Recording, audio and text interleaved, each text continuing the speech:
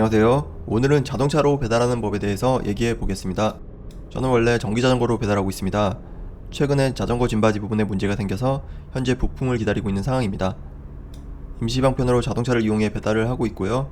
한 2주 정도 된 것 같아요. 지난 겨울에도 눈이 내려 2개월 정도 자동차로 배달을 했습니다. 비가 내려서 전기자전거 이용이 어려울 때도 자동차로 배달을 하고 있어요. 이번 여름은 비가 많이 온다고 하죠. 비가 오면 전기자전거 배달에 어려움이 있기 때문에 자동차로 배달하는 상황이 필요합니다. 비가 오면 배달료가 많이 오르잖아요. 저도 장마철에는 자동차로 배달할 생각이에요. 사실 자동차 배달에 관한 부정적인 생각이 많습니다.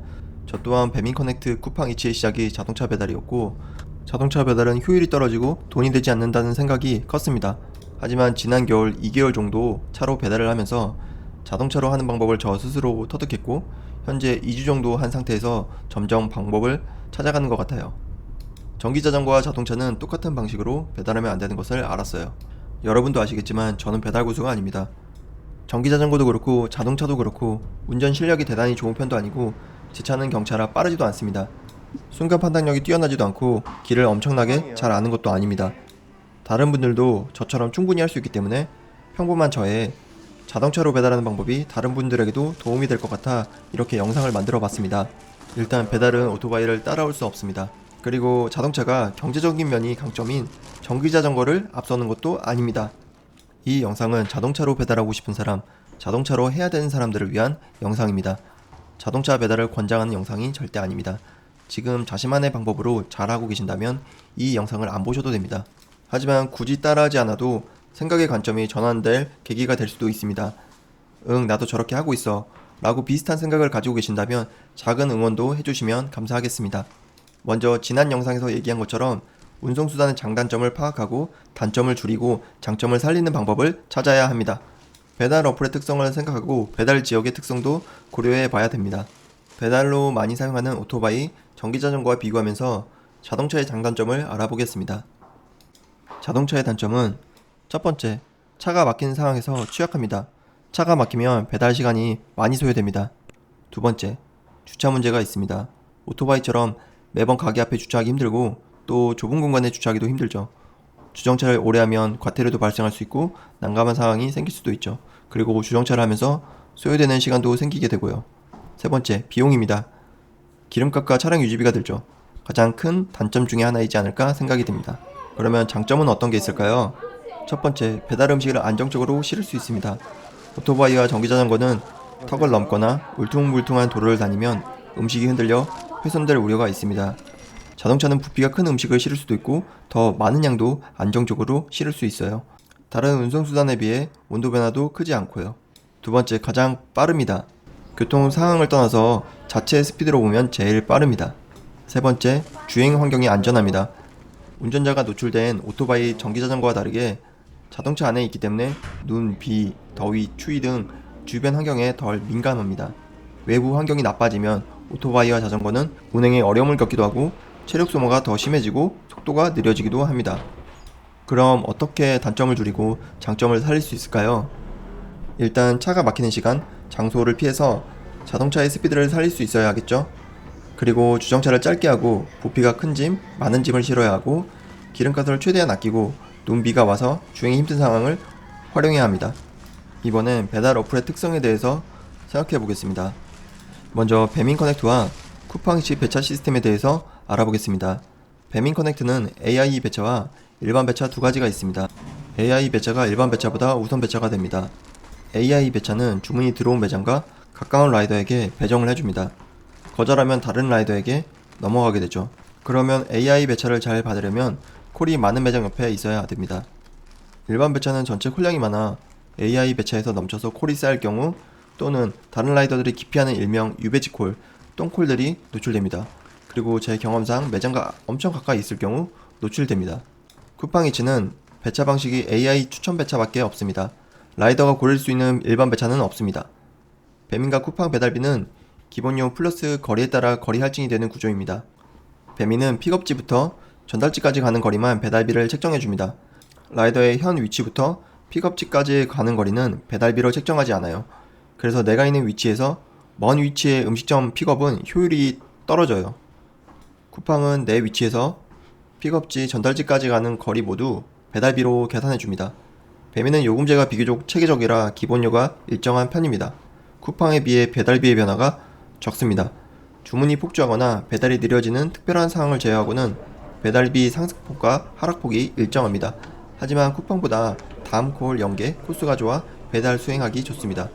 쿠팡은 편차가 심합니다. 분량에 따라, 그날 상황, 시간대에 따라 기본료 변화가 심합니다.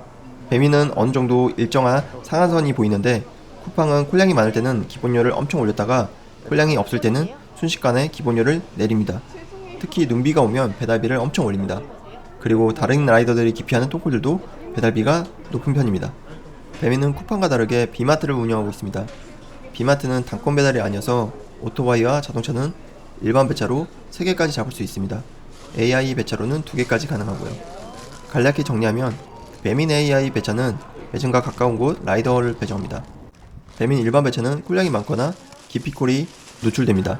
배민은 픽업지까지 가는 거리는 계산이 안되고 쿠팡은 픽업지까지 가는 거리 모두 계산됩니다. 배민은 기본료가 일정하고 쿠팡은 기본료 상승 하락폭이 큽니다. 배민은 비마트가 있고 자동차는 일반 배차로 동시에 3개까지 수행할 수 있습니다. 자동차의 장단점을 다시 한번 되새겨보면 차가 막히는 시간, 장소를 피해서 자동차의 스피드를 살릴 수 있어야 합니다. 그리고 주정차를 짧게 하고 부피가 큰 짐, 많은 짐을 실어야 하고 기름값을 최대한 아끼고 눈비가 와서 주행이 힘든 상황을 활용해야 합니다. 이걸 배달 어플의 특성과 고려해보면 배민 AI 배차는 배정을 받기 위해 매장과 가까운 곳에 있어야 합니다. 하지만 오랜 시간 매장 근처에서 주정차를 하기는 여러모로 부담이 됩니다. 아니면 배정을 받기 위해 주변을 돌아다니는 것도 기름값이 부담되고요. 그리고 돌아다니다가 도로에서 배정을 받을 경우 자동차는 상대적으로 방향전환이 어려서 난감한 경우도 생깁니다. 그리고 단거리 배달의 경우 거의 기본 배달료로 책정되어 배달료가 낮아요. 특히 자동차는 주정차하는 시간도 걸리고 가게가 먼 곳에 주차하면 걸어서 이동하는 시간도 추가적으로 소요됩니다. 거리가 짧을수록 속도를 내기도 힘들죠. 다른 운송수단에 비해 주차 시간도 걸리고 배달비가 낮고 기름값도 들면 돈을 번다는 느낌보다 봉사하는 느낌이 더 듭니다. 하지만 장거리 배달 경우 거리 할증이 들어갔기 때문에 기본료보다 높습니다. 일정 시간이 넘어서 배정이 안되면 추가적으로 프로모션도 붙습니다. 배민 AI 배차는 어떤 콜이 들어올지 모르고 지금처럼 비수기에는 배차받기도 힘들어서 저는 자동차로 할 경우 배민 AI 배차보다는 배민 일반 배차로 켜놓습니다. 하지만 비수기 상황이라 낮에는 오토바이들도 장거리 콜들을 가기 때문에 배민으로 배차 자체를 받기가 어려움이 있습니다. 그리고 배민은 픽업지까지 가는 거리를 배달료로 책정하지 않기 때문에 기름값이 많이 드는 자동차로 멀리 있는 픽업지를 가는 것도 부담스러워요.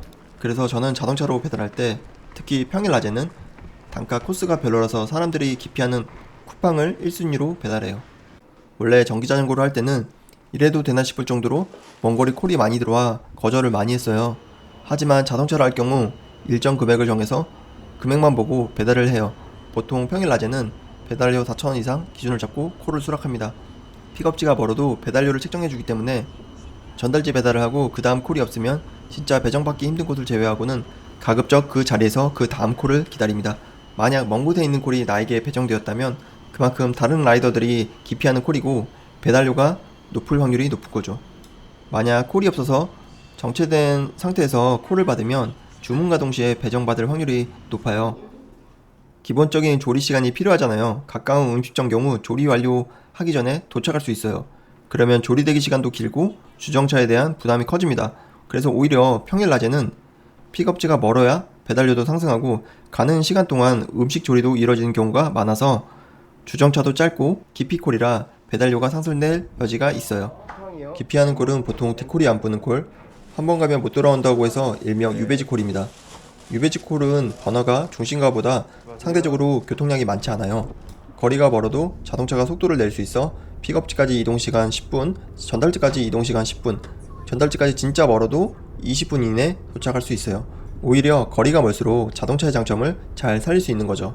전기자전거는 1시간에 3,500원짜리 3개를 하면 만원이 됩니다. 자동차는 1시간에 5,000원짜리 2개를 하면 만원이 됩니다. 1시간에 여러 건을 수행할수록 조리대기가 생길 확률이 높아요. 높은 금액으로 적은 건수를 하는 게 조리대기를 적게 하고 그만큼 주차 문제를 줄일 수 있어요. 그리고 쿠팡은 콜이 많이 밀리면 단가를 확 올려줍니다. 특히 눈비가 오는 상황이면 단가를 확 올려주기 때문에 눈비에 강한 자동차를 더 활용하면 좋습니다. 배민과 쿠팡도 이런 날 돈을 더 풀고 다른 날 돈을 아끼기 때문에 물 들어올 때 돈을 벌어야 합니다. 눈비가 오면 전기자전거는 배터리 문제 때문에 배달하기 힘들어요. 오토바이들도 내리는 눈비로 인해 시야가 좁아져 속도를 내기 힘들고 땅이 젖으면 미끄러워 빨리 달리기 힘들어요. 고객들은 집에 있게 돼서 주문량은 늘고 라이더 숫자는 줄고 배달 속도도 느려지기 때문에 배달료가 배민과 쿠팡 모두 높아지게 되죠. 콜이 많이 쌓이면 배민 일반 배차 대기창에 많은 콜이 보이기 때문에 가급적 할증이 많이 된 콜 또는 가기 좋은 콜들을 골라 배달하면 됩니다. 저녁 피크나 주문이 많이 밀릴 경우 자동차는 배민 일반 배차 또는 쿠팡을 활용하면 좋습니다. 전 너무 많이 떠있으면 선택장애가 와서 보통 쿠팡을 이용하지만 쿠팡도 갑자기 기본료가 떨어질 때도 있어서 상황을 봐서 더 나은 어플을 사용해요. 최근 비가 왔을 때 쿠팡 기준으로 콜량에 따라 그날 분위기에 따라 평일과 다르게 5,000원 이상 배달하기, 6,000원 이상 배달하기 등 제 마지노선을 정해서 배달하고 있어요. 그리고 퇴근 시간에는 웬만한 곳은 정체가 있잖아요. 그래서 저는 그 시간대 비마트를 활용하기도 합니다. 요즘에는 비수기라 비마트도 잡기 어려운 건 마찬가지인데요. 퇴근 시간에 이동 구간이 많을수록 자동차에는 부담이잖아요. 픽업 배달 이런 식으로 하면 도로에 있는 시간이 늘어나기 때문에 비마트에서 장거리 콜을 코스에 맞춰 3건 잡아 움직입니다. 비마트는 기상 할증을 제외하고는 그 밖에 프로모션이 거의 없어요.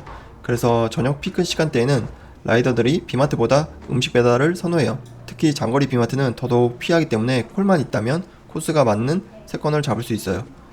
저는 5, 6천원대 배달을 선호합니다. 가급적 4천원대는 안하지만 콜이 없고 코스가 맞다면 묶어서 하고 있어요. 그리고 그 3건을 다 수행하면 어느정도 정체가 풀립니다.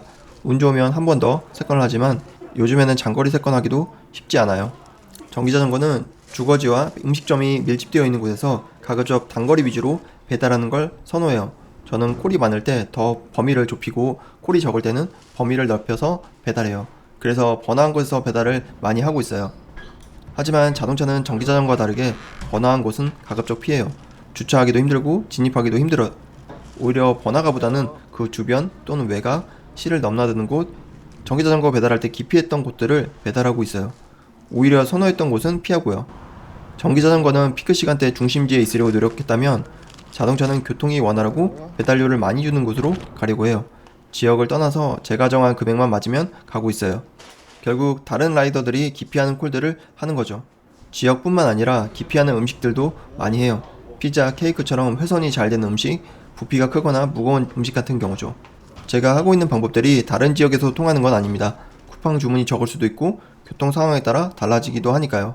오히려 전기자전거보다 자동차가 나은 곳도 있습니다. 전기자전거는 밀집될수록 좋지만 반대로 밀집되어 있지 않다면 오히려 자동차가 나은 지역도 있을 수 있습니다. 절대 전기자전거와 자동차를 같은 관점으로 바라보면 안됩니다. 전기자전거 콜이 많다고 자동차 배달이 좋은 곳이 아니고 자동차 콜이 없다고 전기자전거 배달이 안 좋은 곳이 아닙니다. 자전거를 못 타게 되면서 어쩔 수 없이 타게 되었고 최소 일정 수익을 올려야 되기 때문에 좀 더 나은 방법을 찾기 위해 노력했습니다. 사실 수익적인 부분은 전기자전거랑 비슷한 것 같아요. 단순히 배달비만 생각했을 경우입니다. 하지만 경비 유지비를 제외하면 수익이 더 적어지는 것 같아요.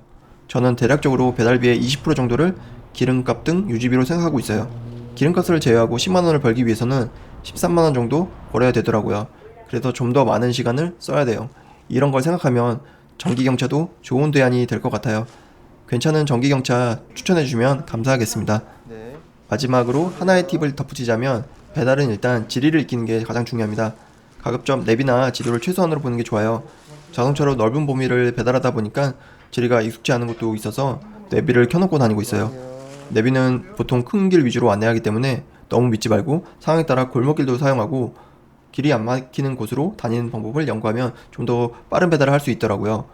그리고 내비는 아파트 경우 방문자 출입구로 안내해주지 않아서 잘 체크해보고 들어가야 돼요. 출입구만 잘 찾아도 좀 더 빨라질 수 있어요. 저도 지리적인 부분이 좀 더 익숙해지면 더 빨라지지 않을까요? 그리고 자동차로 배달하시는 분들은 주정차 단속 알림 서비스를 꼭 신청하세요. 배달하시는데 큰 도움이 되실 거예요. 저도 처음에는 막연하게 자동차 배달에 부담감이 있었어요. 제가 안 가본 지역은 멀게만 느껴졌고 도심지의 주정차는 부담스러웠죠. 전에 쿠팡으로 노고절 올수락 배달을 해보니까 생각보다 주차하기 좋은 곳도 많았고 주정차에 대한 부담감이 줄어들었습니다. 처음 가본 곳은 다음번에 주차하는 법을 더 생각하게 되었고 주차가 어렵고 시간이 지체되는 곳은 피할 수 있게 되었어요. 시간대에 따라 주차가 어려운 곳이 또 쉬워지기도 합니다. 경험하지 못했으면 선택 자체를 못했을 거예요. 경험하는 만큼 더 나은 선택을 할 수 있는 것 같아요. 제 경험이 조금이나마 도움이 되셨으면 좋겠어요. 정말 중요한 건 제가 하는 방법이 중요한 게 아니고 제가 어떻게 이런 생각을 했는지가 더 중요한 것 같아요. 오늘도 영상 끝까지 시청해 주셔서 감사합니다. 오늘도 행복한 하루 되세요. 안녕.